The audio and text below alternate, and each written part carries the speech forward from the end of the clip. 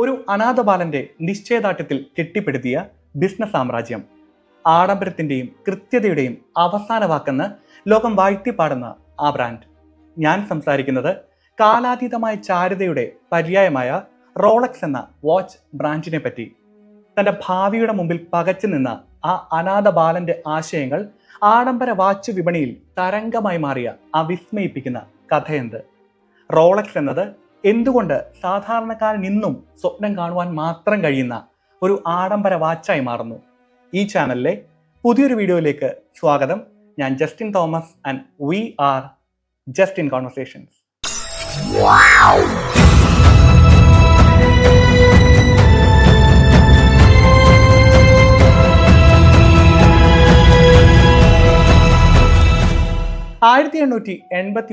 March 22 അന്നയുടെയും Johan Daniel വിൽസ്ഫോർഡിന്റെയും 3 മക്കളിൽ രണ്ടാമത്തെ മകനായി ജർമ്മനിയിലെ കുൽബാഹിലാണ് ഹാൻസ് വിൽസ്ഫോർഡ് ജനിച്ചത്. ഇരുമ്പ് സാധനങ്ങൾ വിൽക്കുന്ന തന്റെ മുത്തച്ഛൻ നടത്തി വന്നിരുന്ന ആ ബിസിനസ് ഹാൻസിന്റെ പിതാവും വളരെ വിജയകരമായി നടത്തി പോന്നിരുന്നു. അങ്ങനെ ഒരു മിഡിൽ ക്ലാസ് കുടുംബത്തിൽ വളരെ സന്തോഷത്തോടെ അവർ ജീവിച്ചിരുന്ന കാലം. എന്നാൽ കുറച്ചു വർഷങ്ങൾക്കുള്ളിൽ ഹാൻസിന്റെ അമ്മ രോഗബാധിതയാവുകയും 1892 മരണപ്പെടുകയും ചെയ്തു. കാര്യങ്ങൾ കൂടുതൽ വഷളാക്കിക്കൊണ്ട് ഒരു വർഷത്തിനുള്ളിൽ ഹാൻസിന്റെ പിതാവും മരണപ്പെട്ടു. അങ്ങനെ തന്റെ 12ാം വയസ്സിൽ ഹാൻസ് ഒരു അനാഥനായി മാറി. ആ 3 കുട്ടികളും അവരുടെ അമ്മയുടെ സഹോദരന്മാരുടെ സംരക്ഷണത്തിലാകുന്നു. പാരമ്പര്യമായി നടത്തി വന്നിരുന്ന ബിസിനസ് മുൻപോട്ട് കൊണ്ടുപോകുവാൻ ഇനിയും ആരും ഇല്ലാത്തതിനാൽ തന്നെ അമ്മയുടെ സഹോദരന്മാർ ഹാൻസിന്റെ കുടുംബത്തിന്റെ ബിസിനസ് വിൽക്കുവാനും അതിൽ നിന്ന് ലഭിക്കുന്ന പണം ആ 3 കുട്ടികളുടെയും വിദ്യാഭ്യാസത്തിനായി ഉപയോഗിക്കുവാനും തീരുമാനിച്ചു. അങ്ങനെ അവർ 3 പേരെയും ജർമ്മനിയിലെ ബവേറിയയിലെ പ്രശസ്തമായ ഏർണസ്റ്റോണം കോബർഗ് ബോർഡിംഗ് സ്കൂളിൽ ആക്കുന്നു.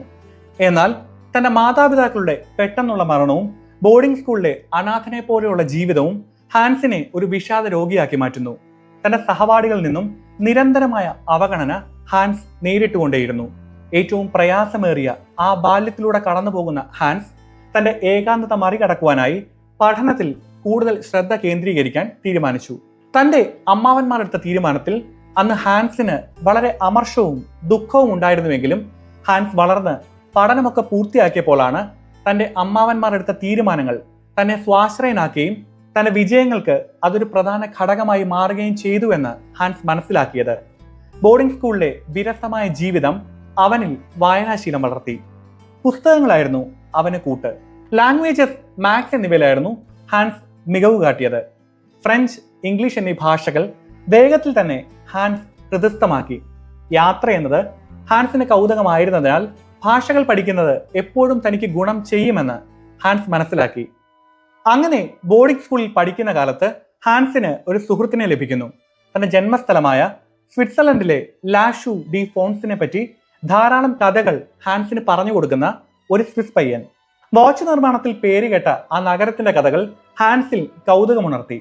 ഒരു ദിവസം ജീവിതത്തിൽ പുതിയ തലങ്ങളിൽ എത്തണമെന്ന തീരുമാനത്തിൽ ബോർഡിംഗ് സ്കൂൾ വിട്ട് ഹാൻസ് സ്വിറ്റ്സർലൻഡിലെ ജനീവയിലേക്ക് പുറപ്പെട്ടു. അങ്ങനെ തന്റെ 19ാം വയസ്സിൽ ഹാൻസ് ആദ്യമായി ഒരു ജോലിയിൽ പ്രവേശിക്കുന്നു. ഒരു ഇന്റർനാഷണൽ പേൾ എക്സ്പോർട്ടിംഗ് കമ്പനിയായിരുന്നു അത്. വിവിധ മാർക്കറ്റുകളിൽ നിന്നും മുത്തുകൾ വാങ്ങി അത് ഗ്രേഡുകൾ അനുസരിച്ച് തരംതിരിച്ച് പാക്ക് ചെയ്ത് ജുവലറികൾക്ക് വിൽക്കുന്നതായിരുന്നു അവരുടെ ബിസിനസ്. സ്വന്തമായി ഒന്നും ഉണ്ടാക്കാതെ തന്നെ വലിയ തോതിൽ ലാഭം കൊയ്യുന്ന തന്റെ കമ്പനിയുടെ ബിസിനസ് തന്ത്രങ്ങൾ ഹാൻസിനെ അത്ഭുതപ്പെടുത്തി. ഏറ്റവും മികച്ച ആ ബിസിനസ് തന്ത്രങ്ങൾ പഠിക്കുവാനും ആ ജോലിയിലൂടെ പണം സമ്പാദിക്കുവാനും ഹാൻസ് തീരുമാനിച്ചു. അങ്ങനെ ഇരിക്കുമ്പോൾ ഒരു ദിവസം തന്റെ സുഹൃത്തിൽ നിന്നും ഹാൻസിന് ഒരു കത്ത് ലഭിക്കുന്നു. കുനോ കോട്ടൺ എന്ന കമ്പനിയിൽ ജോലി വാഗ്ദാനം ചെയ്തുകൊണ്ടുള്ള ഒരു കത്തായിരുന്നു അത്. അക്കാലത്തെ ഏറ്റവും ഉയർന്ന നിലവാരമുള്ള വാച്ച് മേക്കിംഗ് കമ്പനിയായിരുന്നു കുനോ കോട്ടൺ. ഏകദേശം 1 മില്യൺ സ്വിസ് ഫ്രാങ്കിന്റെ പോക്കറ്റ് വാച്ചുകൾ ഓരോ വർഷവും ആ കമ്പനി കയറ്റുമതി ചെയ്യുന്നുണ്ടായിരുന്നു. അതുപോലെ അവരുടേതായ വാച്ചുകളും അവർ നിർമ്മിച്ചിരുന്നു. ഒരിക്കലെങ്കിലും പോകണമെന്ന് ഹാൻസ് കൊതിച്ചിരുന്ന ലാഷു ഡി ഫോൺസ് എന്ന സ്ഥലത്തായിരുന്നു ഈ കമ്പനി എന്നുള്ളതായിരുന്നു ഏറ്റവും വലിയ സന്തോഷം. ഇപ്പോൾ ചെയ്തുകൊണ്ടിരിക്കുന്ന ജോലിയായിരുന്നു ഹാൻസിന് പ്രയോജനകരമെങ്കിലും വാച്ചുകളോടുള്ള ഹാൻസിന്റെ താല്പര്യവും ലാഷു ഡി ഫോൺസ് എന്ന സ്ഥലത്തോടുള്ള ഹാൻസിന്റെ കൗതുകവും ഈ പുതിയ ജോലി സ്വീകരിക്കുവാൻ ഹാൻസിനെ നിർബന്ധിതനാക്കി. അങ്ങനെ ഒരു ഇംഗ്ലീഷ് കറസ്പോണ്ടന്റായി ജോലി സ്വീകരിച്ച് ഹാൻസ് 1900 കുനോ കോട്ടൺ എന്ന കമ്പനിയുടെ ഭാഗമാകുന്നു. സ്കൂളിൽ കിട്ടിയ മികച്ച ഇംഗ്ലീഷ് വിദ്യാഭ്യാസം ഹാൻസിന് ഈ ജോലിയിൽ വളരെ ഗുണം ചെയ്തു. അങ്ങനെ 80 സ്വിസ് ഫ്രാങ്ക് മാസ ശമ്പളത്തിൽ ഹാൻസ് അവിടെ ജീവിച്ചു തുടങ്ങി. എന്നാൽ ഇംഗ്ലീഷ് കറസ്പോണ്ടന്റായി ജോലി ചെയ്യുന്നതിനൊപ്പം ദിവസവും 100 കണക്കിന് പോക്കറ്റ് വാച്ചുകൾ വൈൻഡ് ചെയ്യുന്നതും അത് കൃത്യമായി പ്രവർത്തിക്കുന്നുണ്ടോ എന്ന് പരിശോധിക്കുന്ന ഉത്തരവാദിത്വവും ഹാൻസിനുണ്ടായിരുന്നു. എങ്ങനെ ഓരോ വാച്ചുകളും നിർമ്മിക്കുന്നുവെന്ന് സൂക്ഷ്മമായി പഠിക്കുവാൻ അതിനാൽ തന്നെ ഹാൻസിന് കഴിഞ്ഞു. അങ്ങനെ വാച്ച് നിർമ്മാണത്തിൽ അതിഗംഭീരമായ അറിവ് ഹാൻസ് നേടിയെടുക്കുന്നു. എന്നാൽ അധികം താമസിയാതെ ഹാൻസിന് അവിടെ നിന്നും പോകേണ്ടതായി വന്നു. ഏകദേശം 2 വർഷം കുനോ കോട്ടണിൽ ജോലി ചെയ്ത ശേഷം ജർമ്മനിയിൽ തിരിച്ചെത്തി സൈന്യത്തിൽ സേവനം ചെയ്യേണ്ടതായി വന്നു. ജർമ്മനിയിലെ സൈന്യ സേവനത്തിന് ശേഷം തന്റെ 22ാം വയസ്സിൽ ഹാൻസ് പുതിയ ജോലിക്കായി ലണ്ടനിലേക്ക് പോകുന്നു. അവിടെയും ഉയർന്ന നിലവാരമുള്ള ഒരു വാച്ച് കമ്പനിയിലായിരുന്നു ഹാൻസിന് ജോലി ലഭിച്ചത്. കമ്പനിയുടെ സെയിൽസ് വർദ്ധിപ്പിക്കുക എന്ന ഉത്തരവാദിത്തമായിരുന്നു ഹാൻസിന് ഉണ്ടായിരുന്നത്. കൃത്യം 2 വർഷത്തിനുള്ളിൽ കമ്പനിക്കായി പുതിയ ക്ലയന്റുകളെ കണ്ടെത്തി സെയിൽസ് വിജയകരമായി വർദ്ധിപ്പിക്കുവാൻ ഹാൻസിന് സാധിച്ചു. അപ്പോഴേക്കും സ്വന്തമായൊരു വാച്ച് ബിസിനസ് തുടങ്ങുന്നതിനെ പറ്റി ഹാൻസ് ചിന്തിച്ചു തുടങ്ങുന്നു. അതിനാൽ തന്നെ എല്ലാ കാര്യങ്ങളും കൃത്യമായി ഹാൻസ് പഠിച്ചെടുത്തു. അക്കാലയളവിൽ ഫ്ലോറൻസ് ഫ്രാൻസിസ് മെയ് ക്രോട്ടി എന്ന പെൺകുട്ടിയെ ഹാൻസ് കണ്ടുമുട്ടുന്നു. താമസിയാതെ ഹാൻസ് അവളെ വിവാഹം കഴിക്കുകയും ചെയ്തു. അങ്ങനെ ഹാൻസിന്റെ ജീവിതം മുൻപോട്ട് പോകുന്ന കാലം. ഒരു ദിവസം ഹാൻസ് തന്റെ മൂത്ത കളിയൻ ആൽഫ്രഡ് ജെയിംസ് ഡേവിസുമായി തന്റെ ഭാവി കാര്യങ്ങളെപ്പറ്റി സംസാരിച്ചുകൊണ്ടിരിക്കുകയായിരുന്നു. സ്വന്തമായൊരു വാച്ച് കമ്പനി തുടങ്ങുന്നതാണ് തന്റെ ലക്ഷ്യമെന്നും തന്റെ ഭാവി പദ്ധതികളെപ്പറ്റി തനിക്ക് ആത്മവിശ്വാസമുണ്ട് എന്നും ഹാൻസ് പറഞ്ഞു. ഒരു കമ്പനി തുടങ്ങുവാനായി വേണ്ടത്ര പണം ഹാൻസിന്റെ കയ്യിൽ ഇല്ലാത്തതിനാൽ അവന്റെ ലക്ഷ്യങ്ങളിൽ വിശ്വാസം ഉണ്ടായിരുന്ന ആൽഫ്രഡ് ജെയിംസ് ഒരു കമ്പനി തുടങ്ങുവാനുള്ള മൂലധനം ഹാൻസിന് നൽകുവാൻ തയ്യാറാണ് എന്ന് അറിയിച്ചു. അങ്ങനെ 1905 ഇരുവരും ചേർന്ന് വിൽസ്ഫോർഡ് ആൻഡ് ഡേവിസ് ലിമിറ്റഡ് എന്ന കമ്പനി തുടങ്ങുന്നു. സ്വിറ്റ്സർലൻഡ് ആസ്ഥാനമാക്കി പ്രവർത്തിക്കുന്ന ഹെർമോൻ എഗ്ലർ എന്നൊരു സ്വിസ് വാച്ച് കമ്പനിയുമായി പാർട്ണർഷിപ്പ് എടുത്ത് വാച്ചിന്റെ സാമഗ്രികൾ സ്വിറ്റ്സർലൻഡിൽ നിന്നും ഇംഗ്ലണ്ടിലേക്ക് ഇറക്കുമതി ചെയ്യുന്നു. താമസിയാതെ അവർ സ്വിറ്റ്സർലൻഡിൽ ഒരു ഓഫീസ് തുറക്കുന്നു. പോക്കറ്റ് വാച്ചുകളായിരുന്നു അക്കാലത്ത് കൂടുതലായും ഉപയോഗിച്ചിരുന്നത്. സ്ത്രീകൾ ആഭരണങ്ങളായി മാത്രം ഉപയോഗിച്ചിരുന്ന ഒന്നായിരുന്നു റിസ്റ്റ് വാച്ചുകൾ. അന്നത്തെ റിസ്റ്റ് വാച്ചുകളിൽ സമയം കൃത്യമായി അറിയുവാൻ സാധിക്കില്ലായിരുന്നു. ഒന്നുകിൽ അല്പം വേഗത്തിലോ അല്ലെങ്കിൽ വേഗത കുറഞ്ഞോ ആയിരുന്നു അതിലെ സൂചികൾ ചലിച്ചിരുന്നത്. അതിനാൽ തന്നെ സമയം കൃത്യമായി കാണിക്കുന്ന വലിപ്പമേറിയ പോക്കറ്റ് വാച്ചുകളായിരുന്നു അക്കാലത്ത് പ്രചാരത്തിൽ ഉണ്ടായിരുന്നത്. എപ്പോഴും പോക്കറ്റിൽ നിന്ന് ഈ വാച്ചുകൾ എടുത്ത് സമയം നോക്കുന്നത് അസൗകര്യമാണ് എന്നും ഭാവിയിൽ ഇക്കാരണത്താൽ റിസ്റ്റ് വാച്ചുകളായിരിക്കും ആഡംബര വാച്ച് വിപണി കീഴടക്കാൻ പോകുന്നത് എന്നും ഹാൻസ് മനസ്സിലാക്കി. താമസിയാതെ തന്നെ പോക്കറ്റ് വാച്ചുകൾ അപ്രത്യക്ഷമാകുമെന്നും അതിന് പകരമായി റിസ്റ്റ് വാച്ചുകൾ എത്തുമെന്നും ഹാൻസ് ഉറപ്പിച്ചു. അങ്ങനെ ഒരു പെർഫെക്റ്റ് റിസ്റ്റ് വാച്ച് നിർമ്മിക്കുവാനായി ഹാൻസ് തീരുമാനിക്കുന്നു. അതിനുള്ള വഴികൾ തേടി യൂറോപ്പിലെ പല രാജ്യങ്ങളിലും ഹാൻസ് സഞ്ചരിച്ചു. നിരവധി വാച്ച് നിർമ്മാതാക്കളുമായി കൂടിക്കാഴ്ച നടത്തി വാച്ച് നിർമ്മാണത്തിലെ സൂക്ഷ്മമായ കാര്യങ്ങൾ പോലും ഹാൻസ് പഠിച്ചെടുത്തു. ആ വർഷം ആദ്യമായി സ്വന്തം റിസ്റ്റ് വാച്ചുകൾ ഹാൻസ് പുറത്തിറക്കി.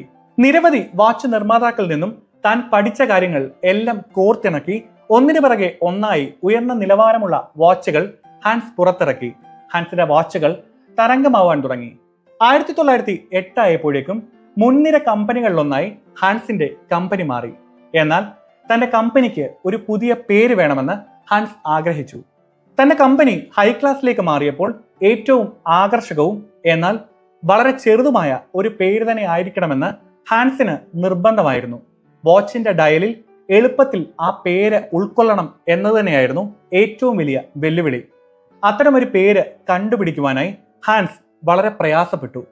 5 അക്ഷരമുള്ള ഒരു വാക്കിനായി ഇംഗ്ലീഷ് അക്ഷരമാലയിലെ എല്ലാ അക്ഷരങ്ങളുടെയും പല കോമ്പിനേഷൻസ് ചെയ്തു നോക്കിയെങ്കിലും ഒന്നും ഇഷ്ടമായില്ല. ഒരു ദിവസം പെട്ടെന്ന് തന്റെ മനസ്സിലേക്ക് ആരോ ആ വാക്ക് മന്ത്രിക്കുന്ന പോലെ ഹാൻസിന് തോന്നി. അതെ, റോളക്സ്. തന്റെ കമ്പനിക്ക് ഏറ്റവും അനുയോജ്യമായ പേര് അത് തന്നെയാണെന്ന് ഹാൻസ് തീരുമാനിച്ചു. അങ്ങനെ 1908 വിൽസ്ഫോർഡ് ആൻഡ് ഡേവിസ് ലിമിറ്റഡിന്റെ ട്രേഡ് മാർക്കായി റോളക്സ് എന്ന പേര് അദ്ദേഹം രജിസ്റ്റർ ചെയ്തു. ഉയർന്ന ഗുണമേന്മ ഉള്ളതിനാൽ തന്നെ അടുത്ത കുറച്ച് വർഷങ്ങൾക്കുള്ളിൽ റോളക്സ് വാച്ചുകൾ പ്രശസ്തി ആർജിച്ചു. ധനികരായ മിക്ക ആളുകളും റോളക്സ് വാച്ചുകൾ ഉപയോഗിക്കുവാൻ തുടങ്ങി. 1ാം ലോക മഹായുദ്ധം പൊട്ടിപ്പുറപ്പെട്ടപ്പോൾ മിക്ക ബിസിനസ് സ്ഥാപനങ്ങളും തകർച്ചയിലേക്ക് നീങ്ങി. നിരവധി കമ്പനികൾ അടച്ചു പൂട്ടേണ്ടി വന്നു. എന്നാൽ റോളക്സിന്റെ വിധി അതായിരുന്നില്ല. ഒന്നാം ലോക മഹായുദ്ധം റോളക്സ് എന്ന കമ്പനിക്ക് കൂടുതൽ പ്രശസ്തി നൽകിയതേയുള്ളൂ. പോക്കറ്റ് വാച്ചുകളെ അപേക്ഷിച്ച് ഉപയോഗിക്കുവാൻ കൂടുതൽ എളുപ്പമുള്ളതും സുരക്ഷിതവുമായ റോളക്സ് റിസ്റ്റ് വാച്ചുകൾ സൈനികർക്ക് നൽകി. അതിന്റെ കൃത്യത കാരണം അവർക്ക് ആക്രമണങ്ങൾ കൂടുതൽ ഏകോപിപ്പിക്കുവാനും യുദ്ധങ്ങൾ വിജയിപ്പിക്കുവാനും സാധിച്ചു. അങ്ങനെ ഹാൻസിന്റെ റോളക്സ് കമ്പനി പ്രശസ്തിയുടെ കൊടുമുടിയിലെത്തി. 1914 ആയപ്പോഴേക്കും ഏകദേശം 60 പേർ ജോലി ചെയ്യുന്ന ലണ്ടനിലെ ഒരു വലിയ കമ്പനിയായി റോളക്സ് മാറി. വിശ്വാസ്യത വർദ്ധിപ്പിച്ചുകൊണ്ട് സ്വിറ്റ്സർലൻഡിലെ ക്രോണോമീറ്റർ റേറ്റിംഗ് നേടുന്ന ആദ്യത്തെ റിസ്റ്റ് വാച്ചായി റോളക്സ് മാറുന്നു. അതോടൊപ്പം കൃത്യതയ്ക്കുള്ള ക്ലാസ് എ സർട്ടിഫിക്കറ്റും ലണ്ടനിലെ ക്യൂ ഒബ്സർവേറ്ററിയിൽ നിന്നും റോളക്സിന് ലഭിക്കുന്നു. ഇതെല്ലാം റോളക്സ് എന്ന ബ്രാൻഡിനെ ജനങ്ങൾക്കിടയിൽ കൂടുതൽ വിശ്വസനീയമാക്കി മാറ്റി. എന്നാൽ ഹാൻസിന് സന്തോഷം മാത്രം നിറഞ്ഞ ഒരു കാലമായിരുന്നില്ല അത്. ബ്രിട്ടനിൽ രജിസ്റ്റർ ചെയ്തിരിക്കുന്ന അന്താരാഷ്ട്ര തലത്തിൽ സാധനങ്ങൾ കയറ്റുമതി ചെയ്യുന്ന എല്ലാ കമ്പനികൾക്കും 33% നികുതി എന്ന തീരുമാനം ബ്രിട്ടീഷ് ഗവൺമെന്റ് നടപ്പിലാക്കുന്നു. ഗവൺമെന്റിന്റെ ഈ തീരുമാനം ഹാൻസിന് ഒരു വലിയ തിരിച്ചടിയായിരുന്നു. ഈ നികുതികൾ ഒഴിവാക്കുവാനും യുദ്ധസമയത്ത് വർദ്ധിച്ചു വരുന്ന ജർമ്മൻ വിരുദ്ധ വികാരം മറികടക്കുവാനും 1915 ഹാൻസ് തന്റെ കമ്പനിയുടെ ആസ്ഥാനം ലണ്ടനിൽ നിന്നും സ്വിറ്റ്സർലൻഡിലെ ബിയനിലേക്ക് മാറ്റി. കമ്പനിയുടെ പേര് റോളക്സ് വാച്ച് കോർപ്പറേഷൻ ലിമിറ്റഡ് എന്നാക്കി മാറ്റുകയും ചെയ്തു. കുറച്ച് വർഷങ്ങൾക്ക് ശേഷം റോളക്സിന്റെ പ്രശസ്തമായ 5 സ്റ്റാർ ക്രൗൺ ലോഗോ രൂപകൽപ്പന ചെയ്ത് അത് രജിസ്റ്റർ ചെയ്തു. അന്നു മുതൽ റോളക്സ് വാച്ചുകളുടെ ഡയലിൽ പ്രശസ്തമായ ഈ 5 സ്റ്റാർ ക്രൗൺ ലോഗോ ആണുള്ളത്. 1919 റോളക്സ് വാച്ച് കോർപ്പറേഷൻ അതിന്റെ പ്രധാന ഓഫീസ് ബിയനിൽ നിന്നും ജനീവയിലേക്ക് മാറ്റുന്നു. അത് ഇന്നും ജനീവയിൽ തന്നെ തുടരുന്നു. വാച്ചിന്റെ പ്രധാന ഘടകങ്ങളെല്ലാം ബിയനിൽ നിർമ്മിച്ച് അവ ജനീവയിലേക്ക് കൊണ്ടുപോയി ജനീവയിൽ ഈ ഘടകങ്ങളെല്ലാം ശ്രദ്ധാപൂർവം പരിശോധിച്ച് അവ കൃത്യമായി പൂർത്തിയാക്കി ഹൈ ക്ലാസ് ഡിസൈനൊപ്പം ഈ പ്രൊഡക്റ്റുകൾ ലോഞ്ച് ചെയ്യുന്നു. പൊടി, വിയർപ്പ്, വെള്ളം, തണുപ്പ്, ചൂട് എന്നിവ കാരണമുണ്ടാകുന്ന എല്ലാ കേടുപാടുകൾക്കും എതിരെയുള്ള ശാശ്വത പരിഹാരമായി കൃത്യമായ വാച്ച് കേസ് ഉണ്ടാക്കി റോളക്സ് വാച്ച് സുരക്ഷിതമാക്കുവാനും സാങ്കേതിക നവീകരണം കൊണ്ടുവരുവാനുമായി തന്റെ ടീമിനെ ഹാൻസ് ജനീവയിലേക്ക് കൊണ്ടുപോകുന്നു. അങ്ങനെ സാങ്കേതിക നവീകരണത്തിനുള്ള ഹാൻസിന്റെ അശ്രാന്ത പരിശ്രമം 1926 ഫലം കണ്ടു. റോളക്സ് ഓയിസ്റ്ററിന്റെ ലോഞ്ചോടുകൂടി ഈ തകർപ്പൻ മോഡൽ ലോകത്തിലെ ആദ്യത്തെ വാട്ടർ പ്രൂഫ് റിസ്റ്റ് വാച്ച് ആയിരുന്നു. ദൃഢമായി സീൽ ചെയ്ത അതിന്റെ കേസ് തന്നെയായിരുന്നു ഈ വാച്ചിന്റെ ഏറ്റവും വലിയ പ്രത്യേകത. വാച്ച് വ്യവസായത്തിൽ വിപ്ലവം ഉണ്ടാക്കിയ ഒരു സാങ്കേതിക നേട്ടമായിരുന്നു ഇത്. റോളക്സ് ഓയിസ്റ്റർ എന്ന തന്റെ വാട്ടർ പ്രൂഫ് വാച്ച് വിപ്ലവം സൃഷ്ടിക്കുമെന്ന് ഹാൻസിന് ഉറപ്പായിരുന്നു. എങ്കിലും ലോകത്തിന്റെ മുന്നിലേക്ക് തന്റെ വാട്ടർ പ്രൂഫ് വാച്ച് എന്ന അത്ഭുതം ലോഞ്ച് ചെയ്യുവാനുള്ള ഒരു കൃത്യമായ അവസരത്തിനായി ഹാൻസ് കാത്തിരുന്നു. അങ്ങനെ 1927 ഇംഗ്ലണ്ടിനെയും ഫ്രാൻസിനെയും വേർതിരിക്കുന്ന ഇംഗ്ലീഷ് ചാനൽ നീന്തി കടക്കുമെന്ന് അവകാശവാദം ഉന്നയിച്ച മെർസഡസ് ഗ്ലീഡ്സെ എന്ന സ്ത്രീയെക്കുറിച്ച് ഹാൻസ് കേൾക്കുന്നു. എന്നാൽ അവൾ പറയുന്നത് ആളുകൾ വിശ്വസിക്കാത്തതിനാൽ ആയിരക്കണക്കിന് ആളുകളുടെ മുന്നിൽ അത് വീണ്ടും ചെയ്യുവാൻ അവർ തീരുമാനിക്കുന്നു. ലണ്ടനിലെ നീന്തൽ താരം മെർസഡസ് ഗ്ലീഡ്സെ അങ്ങനെ ഇംഗ്ലീഷ് ചാനലിന് കുറുകെ നീന്തുമ്പോൾ കഴുത്തിൽ തങ്ങളുടെ റോളക്സ് ഓയിസ്റ്റർ വാച്ച് ധരിക്കുവാനായി ഹാൻസ് അവരെ സമീപിക്കുന്നു. ഏകദേശം 10 മണിക്കൂർ അതികഠിനമായ തണുപ്പുള്ള വെള്ളത്തിലൂടെ അവർ നീന്തിയെങ്കിലും ഇനിയും മുൻപോട്ട് പോയാൽ മരവിച്ച് അവർ മരണപ്പെടുമെന്ന് കണ്ട് സംഘാടകർ അവരെ വെള്ളത്തിൽ നിന്നും തിരിച്ചു കയറ്റി. നീന്തൽ പൂർണ്ണമായി വിജയിച്ചില്ലെങ്കിലും കൃത്യമായ പ്രവർത്തന അവസ്ഥയിൽ തന്നെ റോളക്സ് ഓയിസ്റ്റർ വാച്ച് അവരുടെ കഴുത്തിലുണ്ടായിരുന്നു. ഏകദേശം 10 മണിക്കൂർ അതികഠിനമായ തണുത്ത വെള്ളത്തിൽ കിടന്നിട്ടും കേടുപാടുകൾ ഒന്നും സംഭവിക്കാത്ത ആ വാച്ചിനെ പറ്റിയായിരുന്നു പൊതുജനങ്ങളുടെ പിന്നീടുള്ള മുഴുവൻ ചർച്ചകളും. ഈ അവസരം കൃത്യമായി ഉപയോഗിച്ച് ലണ്ടൻ ഡെയിലി ന്യൂസ് പേപ്പറിൽ വന്ന ഈ സംഭവങ്ങളെ പറ്റിയുള്ള വാർത്തയിൽ തന്റെ റോളക്സ് ഓയിസ്റ്റർ വാച്ചിന്റെ പരസ്യം ഹാൻസ് നൽകി. അങ്ങനെ മെർസഡസ് ഗ്ലീഡ്സെയുടെ നീന്തലിനെ ചുറ്റിപ്പറ്റിയുള്ള പ്രചാരണം റോളക്സിനെ അന്താരാഷ്ട്ര പ്രശസ്തിയിലേക്ക് ഉയർത്തി.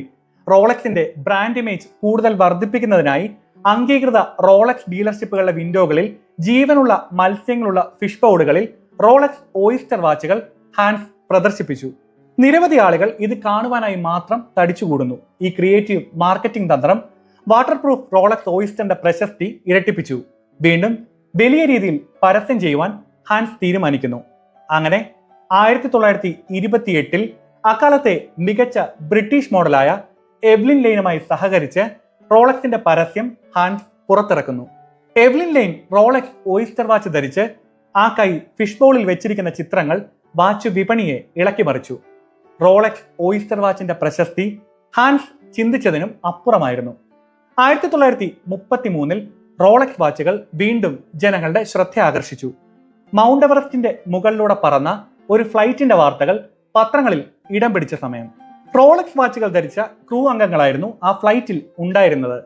ഇത്രയും കാഠിന്യമേറിയ യാത്രയിൽ റോളക്സ് വാച്ചുകൾ കൃത്യമായി പ്രവർത്തിച്ചു എന്നുള്ള ആ ക്രൂ അംഗങ്ങളുടെ വെളിപ്പെടുത്തൽ റോളക്സ് വാച്ചുകളുടെ പ്രശസ്തി വീണ്ടും ഉയർത്തി. 1935 മണിക്കൂറിൽ 300 മൈൽ എന്ന സ്പീഡ് റെക്കോർഡ് സ്ഥാപിച്ച പ്രശസ്ത ഡ്രൈവർ മാൽക്കം കാമ്പൽ അന്ന് റോളക്സ് വാച്ച് ആയിരുന്നു തന്റെ കയ്യിൽ ധരിച്ചിരുന്നത്. ഈ സംഭവം പരസ്യപ്പെടുത്തുവാൻ ഹാൻസ് അനുവാദം ചോദിക്കുകയും മാൽക്കം അത് സമ്മതിക്കുകയും ചെയ്തു. ഉയർന്ന നിലവാരമുള്ള ഒരു വാച്ച് എന്നത് മാത്രമല്ല, മറിച്ച് ദൈനംദിന ഉപയോഗത്തിന് അനുയോജ്യമായ ഒരു വാച്ച് എന്ന നിലയിലും റോളക്സിന്റെ പ്രശസ്തി ഈ സംഭവങ്ങൾ വഴി ഉറപ്പിച്ചു. ജനങ്ങളെ അതിശയിപ്പിച്ചുകൊണ്ട് പുതിയൊരു മോഡൽ കൂടി 1931 പുറത്തിറക്കുവാൻ ഹാൻസിന് സാധിച്ചു. Rolex oyster perpetual. ലോകത്തിലെ ആദ്യത്തെ വാട്ടർ പ്രൂഫ് സെൽഫ് വൈൻഡിംഗ് വാച്ചായിരുന്നു അത്. റോളക്സ് ഓയിസ്റ്റർ തരംഗം സൃഷ്ടിച്ചുവെങ്കിലും മാനുവലായി വാച്ച് വൈൻഡ് ചെയ്യണമെന്നത് അതിന്റെ പോരായ്മയായിരുന്നു. വളരെ ബലമേറിയ വാച്ചിന്റെ കേസ് കാരണം വൈൻഡിംഗ് അത്ര എളുപ്പവുമായിരുന്നില്ല. കാലങ്ങളായി സെൽഫ് വൈൻഡിംഗ് വാച്ച് എന്നത് ജനങ്ങളുടെ ഒരു സ്വപ്നമായിരുന്നുവെങ്കിലും കൃത്യതയാർന്ന ഒരു വാച്ച് നിർമ്മിക്കുവാൻ അന്ന് വരെ ആർക്കും സാധിച്ചിരുന്നില്ല. അതിനാൽ തന്നെ 1931 റോളക്സ് പുറത്തിറക്കിയ റോളക്സ് ഓയിസ്റ്റർ പെർപെച്വൽ എന്ന മോഡൽ ഒരു തരംഗമായി മാറി. ഇത്രയും പ്രശസ്തി ആർജിച്ചുവെങ്കിലും ഫ്രാൻസ്, US, UK മാർക്കറ്റുകളിൽ ഉണ്ടായിരുന്ന ജർമ്മൻ വിരുദ്ധ വികാരം റോളക്സിനെ കാര്യമായി ബാധിക്കുക തന്നെ ചെയ്തു. തന്റെ ജർമ്മൻ പേരിനാൽ കമ്പനി മുൻപോട്ട് കൊണ്ടുപോകുവാനായി ഹാൻസിന് സാധാരണയിൽ കൂടുതൽ പരിശ്രമങ്ങൾ ചെയ്യേണ്ടി വന്നു. രണ്ടാം ലോക മഹായുദ്ധകാലത്ത് റോളക്സിന് വലിയ രീതിയിലുള്ള ക്ഷീണം സംഭവിച്ചു. സ്വിറ്റ്സർലൻഡിന്റെ പുറത്തേക്ക് ഉൽപ്പന്നങ്ങൾ കയറ്റുമതി ചെയ്യുന്നത് പ്രയാസവും വളരെ ചിലവേറിയതുമായ ഒരു കാര്യമായി മാറി. ഈ സാഹചര്യങ്ങളിൽ ഹാൻസ് നിരാശനായിരുന്നു. എന്നാൽ ഹാൻസിനെ തകർത്തുകൊണ്ട് ഈ ദൗർഭാഗ്യത്തോടൊപ്പം മറ്റൊരു ദുരന്തം കൂടി അദ്ദേഹത്തിന്റെ ജീവിതത്തിൽ സംഭവിച്ചു. 1944 അദ്ദേഹത്തിന്റെ ഭാര്യ മരണപ്പെട്ടു. തന്റെ ഭാര്യയുടെ മരണശേഷം അവരുടെ ഓർമ്മയ്ക്കായി വിൽസ്റ്റോർഫ് ഫൗണ്ടേഷൻ എന്നൊരു ചാരിറ്റി ഓർഗനൈസേഷൻ അദ്ദേഹം സ്ഥാപിച്ചു. ഹാൻസ് തന്റെ മരണത്തിന് മുൻപ് റോളക്സ് കമ്പനിയുടെ 100% ഉടമസ്ഥാവകാശവും വിൽസ്റ്റോർഫ് ഫൗണ്ടേഷന് കൈമാറി. ഇന്നും റോളക്സിന്റെ ഉടമസ്ഥതയും നിയന്ത്രണവും വിൽസ്റ്റോർഫ് ഫൗണ്ടേഷന് മാത്രമാണ്. അതിനാൽ തന്നെ റോളക്സ് എന്ന കമ്പനി പബ്ലിക് ആക്കുവാനോ വിൽക്കുവാനോ സാധിക്കുകയില്ല. ഒരു ചാരിറ്റി ഓർഗനൈസേഷന്റെ കീഴിലായതിനാൽ തന്നെ ഒരിക്കലും നികുതി അടയ്ക്കുകയും ചെയ്യേണ്ടതില്ല. രണ്ടാം ലോക മഹായുദ്ധം അവസാനിച്ച ഉടൻ റോളക്സ് അതിശക്തമായ ഒരു കുതിപ്പ് നടത്തി. 1946 ഏകദേശം 50,000 സർട്ടിഫൈഡ് റോളക്സ് ക്രോണോമീറ്ററുകൾ കമ്പനി വിറ്റു. തൊട്ടടുത്ത വർഷം 1947 മുൻപുള്ള വർഷങ്ങളെക്കാൾ ഇരട്ടി വിൽപ്പന ആ ഒരു വർഷം മാത്രം നടന്നു. അതായത് വിൽപ്പന ഏകദേശം 100,000 സർട്ടിഫൈഡ് റോളക്സിലെത്തി. ഡയലിലെ ഒരു വിൻഡോയിലൂടെ മാസത്തിലെ തീയതി കൂടി കാണുവാൻ കഴിയുന്ന ആദ്യത്തെ റിസ്റ്റ് വാച്ചായ 1945 പുറത്തിറങ്ങിയ റോളക്സ് ഡേറ്റ്ജസ്റ്റ് ആണ് വിൽപ്പനയിൽ ഈ കുതിപ്പുണ്ടാക്കുവാൻ കാരണമായത്. പിന്നീട് കുറച്ച് വർഷങ്ങൾക്ക് ശേഷം ആഴ്ചയിലെ ദിവസം കൂടി കാണത്തക്ക രീതിയിൽ പുതിയ മോഡൽ റോളക്സ് പുറത്തിറക്കി. അങ്ങനെ റോളക്സ് വിജയത്തിന്റെ കൊടുമുടികൾ കയറിക്കൊണ്ടേയിരുന്നു. 1960 ഹാൻസ് വിൽസ്റ്റോർഫ് അന്തരിച്ചു. അദ്ദേഹത്തിന്റെ മരണശേഷവും റോളക്സ് ഒരു ആഡംബര വാച്ച് ബ്രാൻഡായി തന്നെ തുടരുവാൻ കമ്പനി അവരുടെ ശ്രദ്ധ കേന്ദ്രീകരിച്ചു. ഹൈ സൊസൈറ്റി ആളുകൾക്ക് വേണ്ടി മാത്രമുള്ള ഒരു ആഡംബര വാച്ച് ബ്രാൻഡായി തന്നെ തുടരുവാൻ റോളക്സ് തീരുമാനിച്ചു. 1985 റോളക്സ് 904L എന്ന വില കൂടിയ സ്റ്റീൽ ഉപയോഗിച്ച് അവരുടെ വാച്ചുകൾ നിർമ്മിക്കുവാൻ തുടങ്ങി. അങ്ങനെ ചെയ്യുന്ന ആദ്യത്തെ വാച്ച് കമ്പനിയായിരുന്നു റോളക്സ്.